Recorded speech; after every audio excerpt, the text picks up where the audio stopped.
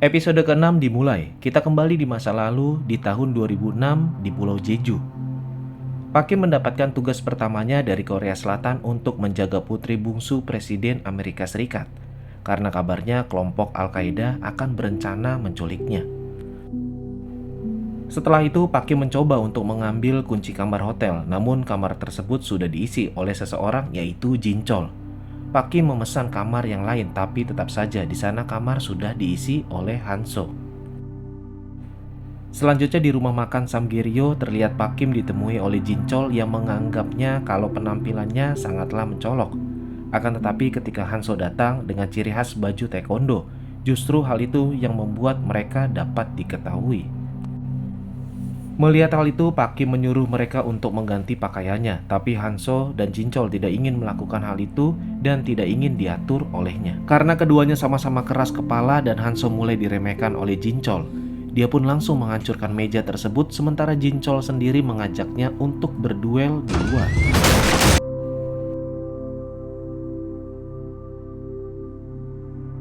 Kita kembali di masa sekarang di mana Minji berhasil memberhentikan sebuah mobil yang kita tahu mobil itu adalah mobil dari Ketua Ju.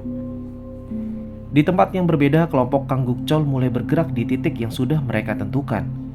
Ternyata telepon milik Minji ada di tangan Sang A. Dia pun langsung memberikan sebuah pesan kepada Pak Kim dengan mengatakan kalau mobil yang membawa Minji sudah keluar dari Jalan Nasional 87 dan mobil itu milik dari perusahaan Juhak Konstruksi. Tidak lama berselang, Han So datang dengan motornya, namun ajudan Nam pun sudah bersiap untuk menuju ke tempat villa Ketua Ju. Lalu di perjalanan, Pak Kim sudah menemukan lokasi Minji berada, yaitu di Gunung Musu. Setibanya Minji di villa Ketua Ju, ia diperintahkan untuk ganti pakaian sebelum bertemu dengannya. Lalu setelah itu Minji meminta maaf kalau sudah berkelahi dengan Hyeri, dan dia juga berterima kasih kalau Ketua Ju sudah menolongnya. Ketua Ju tidak puas dengan jawaban yang Minji berikan, tapi Minji meyakinkan kalau dia hanya ingat kalau dia berada di sebuah gudang dan bertemu dengan seorang preman, lalu ia kabur. Kemudian saat itu juga Minji meminta telepon kepada Ketua Ju untuk menelpon ayahnya, tapi Ketua Ju tidak memberikan dan berkata kalau Hyeri ingin membunuhnya. Maka dari itu, Ketua Ju sendirilah yang harus melakukan semua itu karena dia tahu tentang semua perkataan Minji yang tidak benar. Lalu dengan tega Ketua Ju berniat membunuhnya, tapi tiba-tiba bel berbunyi. Ternyata itu kelompok Kangguk Chol dan dia pun langsung menerobos masuk ke dalam villa. Dengan dingin Ketua Ju menyuruhnya untuk segera menuju ke basement karena dia sendiri yang akan menangani mereka semua. Namun sebelum itu dia sudah menelpon wakil Menteri Keamanan yang bernama Im Do-yeon. Setelah bertemu, Kangguk Chol berkata tujuannya datang ke sini hanyalah ingin mencari dan membawa Minji.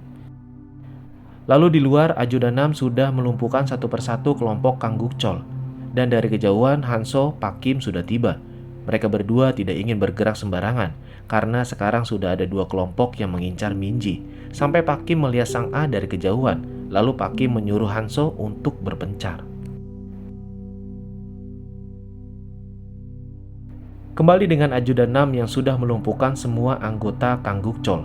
Sekarang keadaan Kangguk Chol dalam masalah karena wakil keamanan menyuruhnya untuk pergi dari sana. Di sisi lain, Sang A diam-diam masuk ke dalam dan Kangguk Chol menarik semua pasukannya untuk segera pergi. Tapi di sisi lain, Kangguk Chol sendiri sedang merencanakan rencana untuk menjebak Ketua Ju. Dan yang paling menakjubkan adalah Sang A berhasil membawa Minji di hadapan Kangguk Chol. Jadi saat Sang A masuk ke dalam villa Ketua Ju, dia bertemu dan mengalahkan 3 orang penjaga Ketua Ju, lalu mereka berhasil menyelamatkan Minji di ruangan tersebut.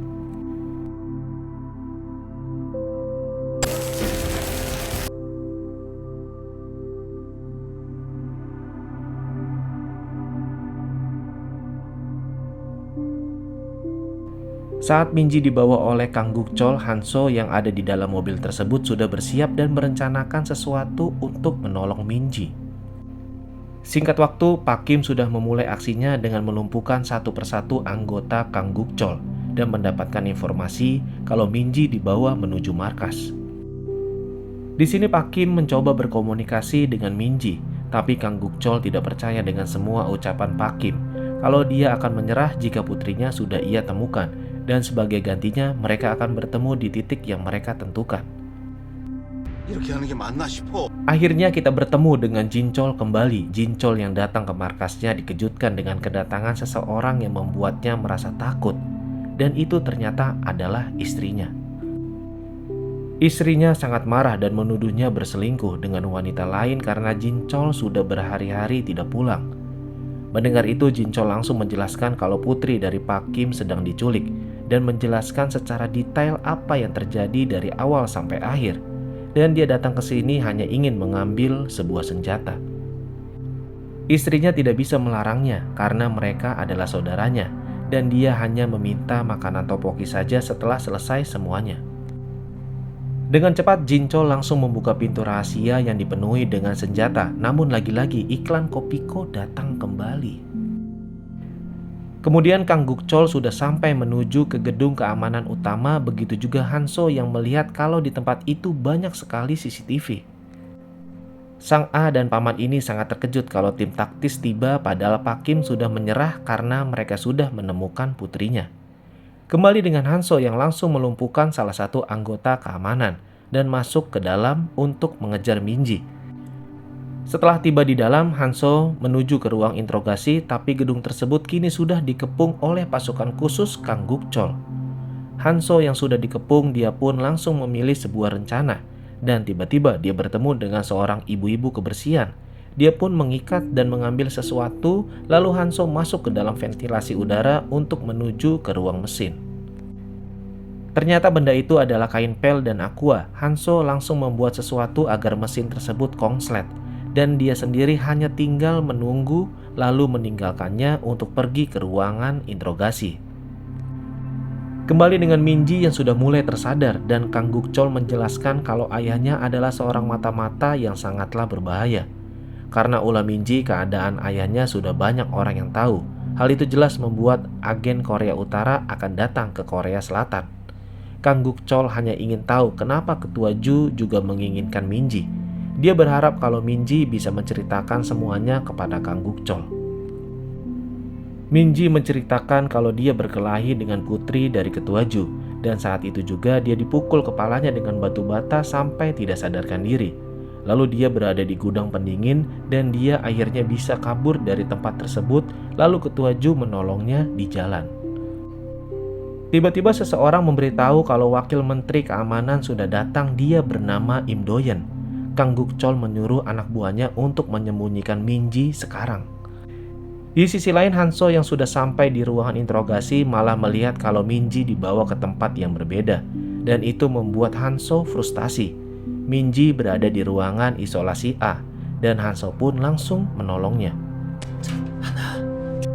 Kemudian Im Doyen datang dengan keadaan marah kalau Kang Gukchol sudah berbuat seenaknya saja.